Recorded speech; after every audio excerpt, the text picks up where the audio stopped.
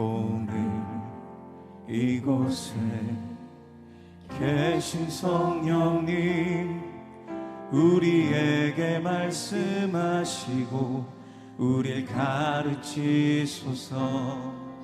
닫힌 우리 맘 열어주시고 주의 빛으로 밝혀 우릴 인도하소서. 오늘 이곳에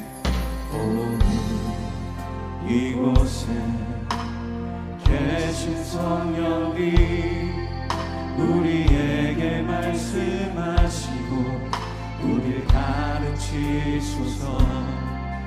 같이 우리 맘 열어주시고 주의 빛으로 밝혀 우릴 인도하소서. 주님보다 앞서지 않고 겸손하게 주님의 말씀 기다리니 주님 손에 문을 드립니다. 사랑으로 인도하소서. 아멘. 제13장.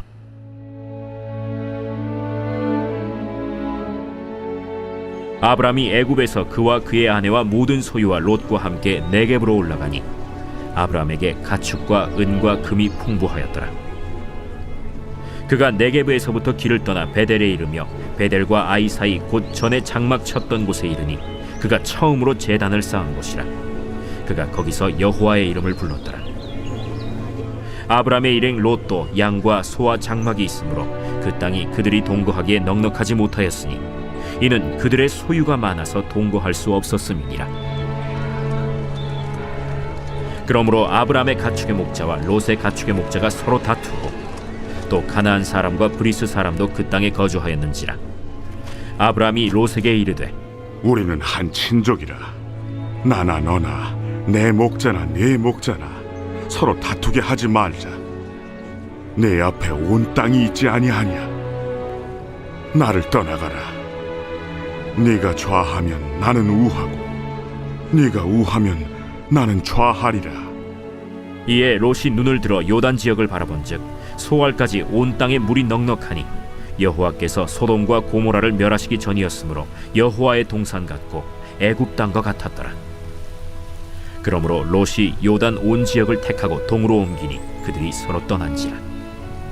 아브람은 가나안 땅에 거주하였고 롯은 그 지역의 도시들에 머무르며 그 장막을 옮겨 소돔까지 이르렀더라. 소돔 사람은 여호와 앞에 악하며 큰 죄인이었더라. 롯이 아브람을 떠난 후에 여호와께서 아브람에게 이르시되 너는 눈을 들어 너 있는 곳에서 북쪽과 남쪽 그리고 동쪽과 서쪽을 바라보라. 보이는 땅을 내가 너와 네 자손에게 주리니 영원히 이르리라. 내가 네 자손이 땅에 티끌 같게 하리니 사람이 땅에 티끌을 능히 셀 수 있을진데 네 자손도 세리라. 너는 일어나 그 땅을 종과 횡으로 두루 다녀보라. 내가 그것을 네게 주리라. 이에 아브람이 장막을 옮겨 헤브론에 있는 마므레 상수리 수풀에 이르러 거주하며 거기서 여호와를 위하여 제단을 쌓았더라.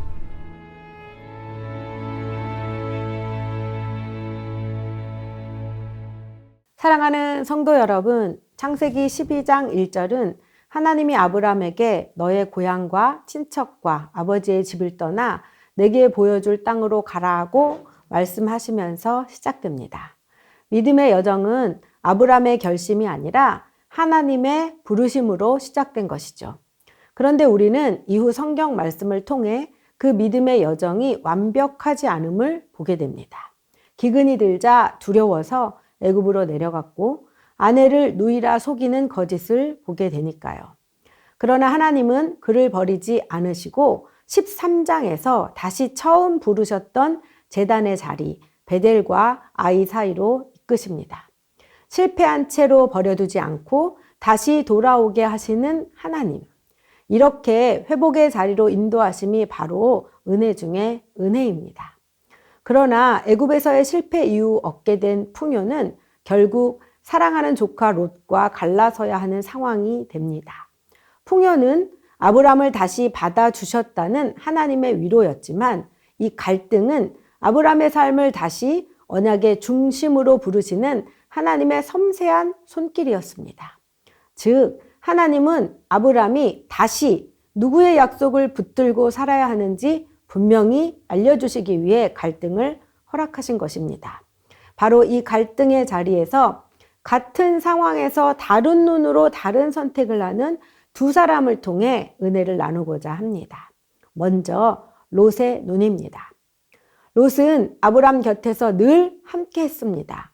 하나님의 부르심을 따르는 삼촌과 함께 길을 나섰고 제단이 세워지는 장면도 곁에서 보았죠. 그러나 함께 길을 걸었다고 해서 똑같은 눈을 가진 것은 아니었습니다. 우리도 같은 예배 자리에 앉아 있는다 해도 모두 다 똑같은 믿음의 눈으로 보지는 못하니까요.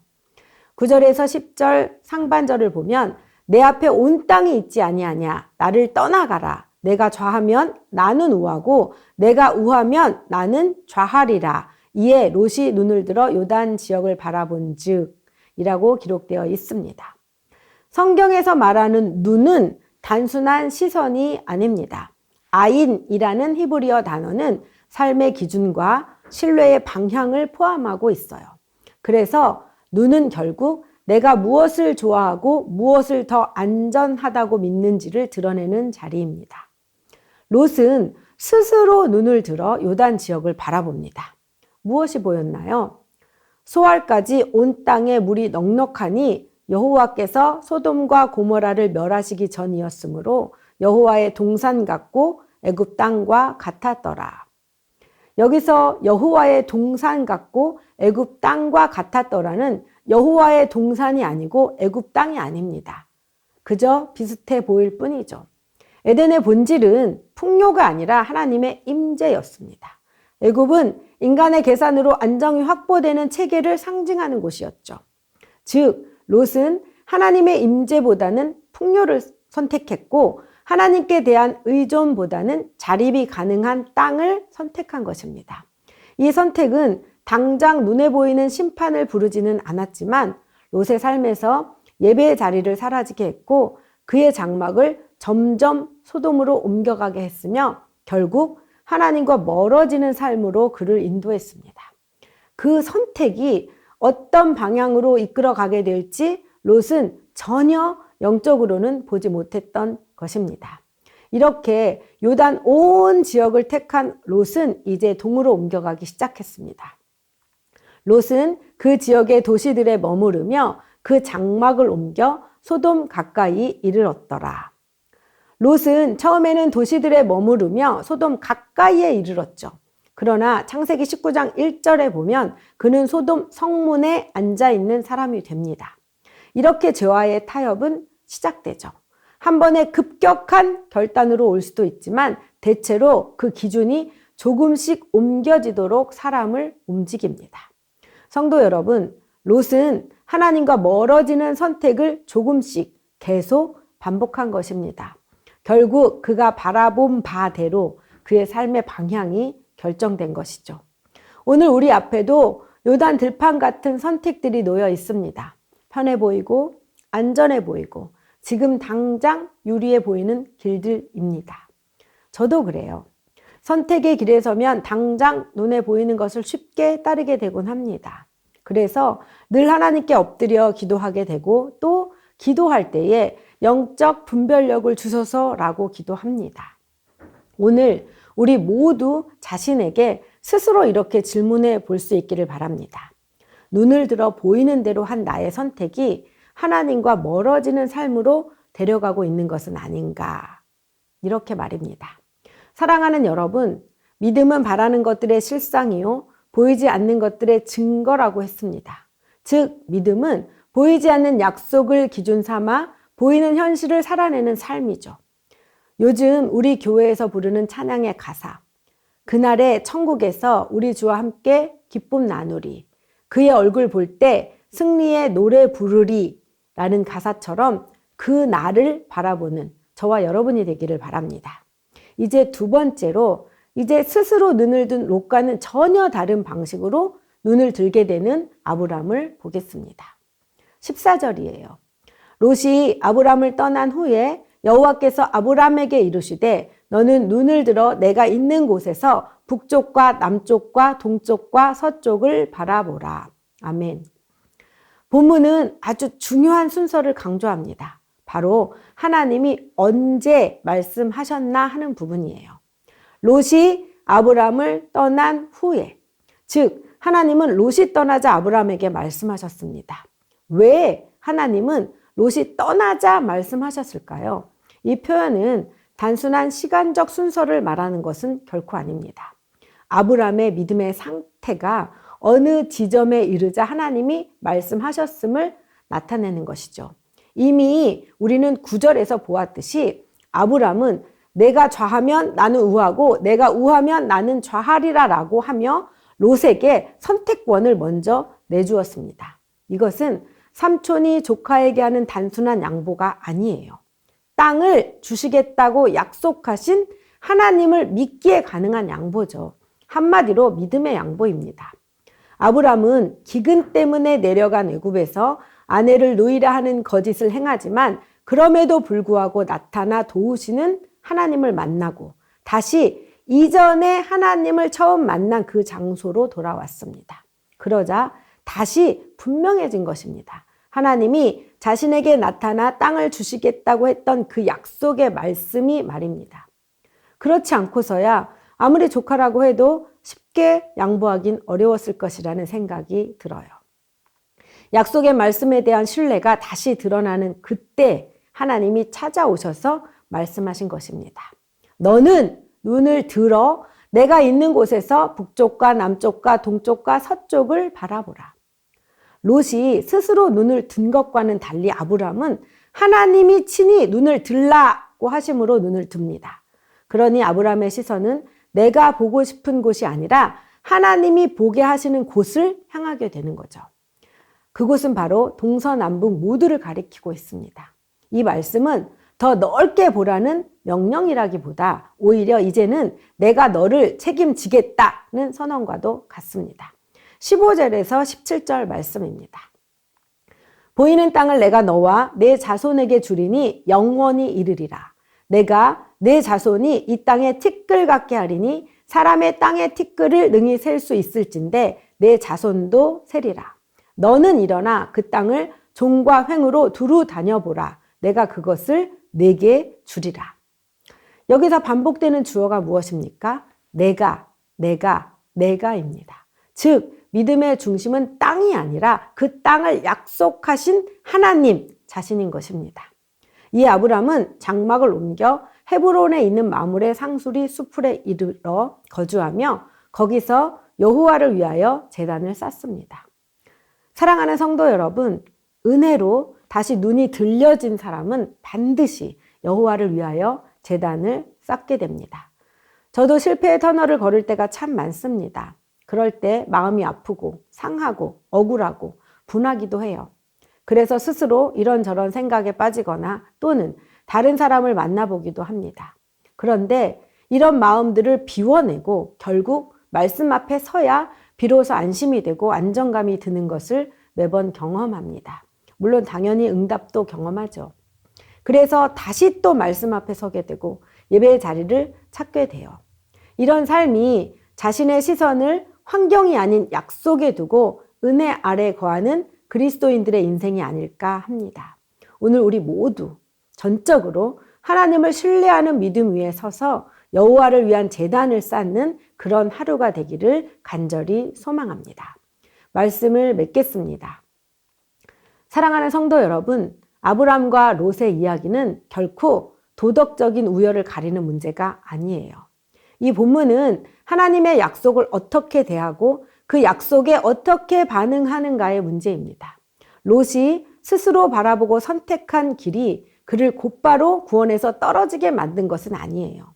그러나 그의 선택은 그에 대해서 끝나지 않고 그의 후손인 모압과 암몬이 은혜 중심이 아니라 은혜의 언저리에서 하나님의 구원 역사와 충돌하는 자리에 서게 만듭니다.